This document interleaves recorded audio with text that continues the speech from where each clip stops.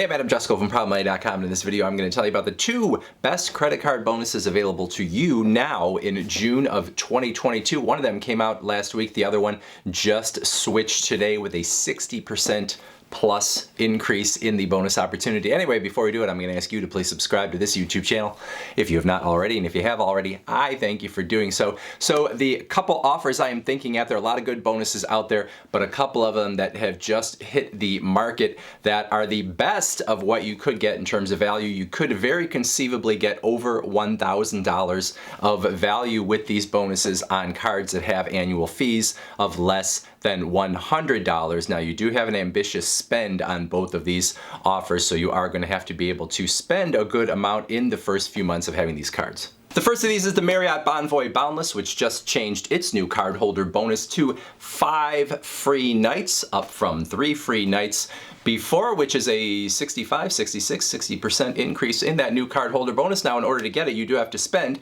$5,000 or more with the card in the first 3 months of having it. So a little bit of an ambitious spend there. Now, those 5 free nights are on up to 50,000 points worth of value per night. So if you look at the Marriott hotels, you got some nice hotels that fit in there. Usually you could think of those hotels as being worth anywhere, if you're paying cash, maybe $200, $300, somewhere in that range, unless you stupidly use them on things that had very few points in order to get it. But most of the people are going to use them probably in that $200 to $300 range. So you could think of 5 free nights as being maybe worth $1,000, maybe worth $1,500, or somewhere in between.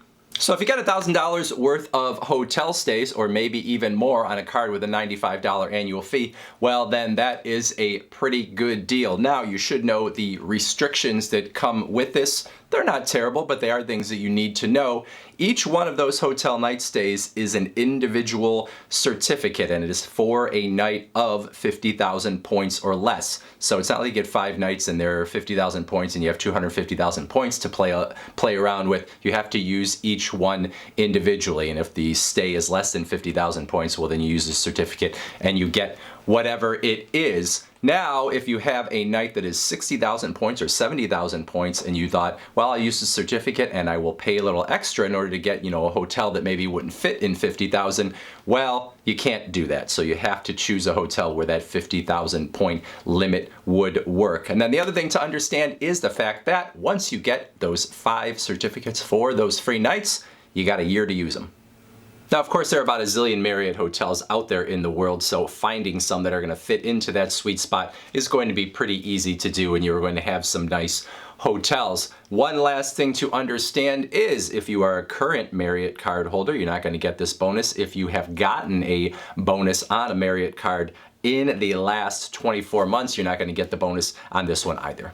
So a lot of great value there. Now, number 2, when it comes to those best bonuses, these ones came out last week, and these are the 75,000 point bonus opportunities on the Southwest Airlines credit cards. Now, there are 3 Southwest Airlines credit cards. They all have the same bonus opportunities, 75,000 points if you spend at least $5,000, again, in the first 3 months of having the card. So, again, an ambitious spend here on the upfront end. But 75,000 Southwest points is going to probably get you, usually they are going to be worth each point around 1.4 cents. So you could easily say that that's going to be worth $1,000, possibly even more, but right around $1,000 you could probably think of those in terms of their value. So on the low end, you've got the Southwest Plus card that has an annual fee of only $69.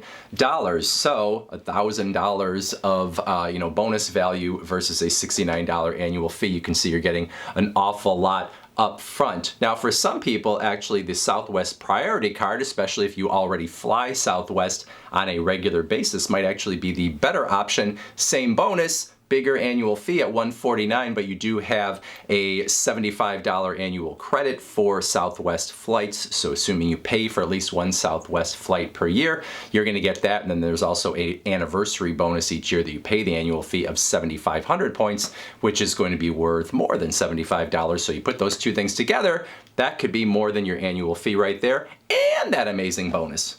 Now, some people hate the idea of paying an annual fee for a credit card, but when you look at the size of these types of bonuses versus that annual fee and you see the value you would get, even if you held that card for 3, 4, 5 or more years and paid the annual fee, the value you would get just out of the new cardholder bonus would be more than you would get from the bonuses of most no annual fee cards out there that at most are going to give you $200 or $250 worth of value generally. So you have some huge value here. Yes, you have to pay an annual fee, but these are pretty modest annual fees on these cards. And then I will just say as a final note that when I am sizing up bonus offers and talking about them on these videos, I usually am looking at the size of the bonus versus the annual fee, and then how much you have to spend in order to get that bonus also is going to factor in. These offers are kind of right on the edge of what I would feel comfortable with. Spending $5,000 in the first 3 months is a lot.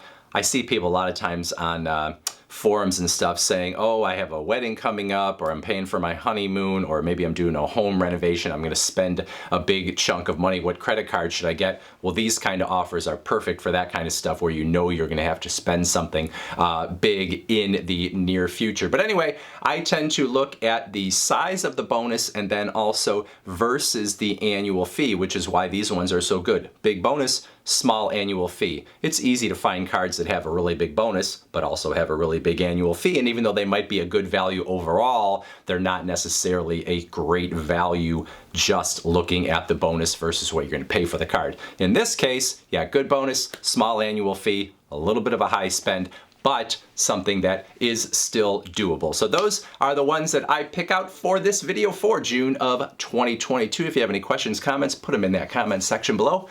Otherwise, I thank you for watching, and as always, please go to proudmoney.com where we do credit card reviews, we talk personal finance, we talk deals, and all sorts of other fun stuff too. If you don't want to comment or go to my website or anything like that, watch this video.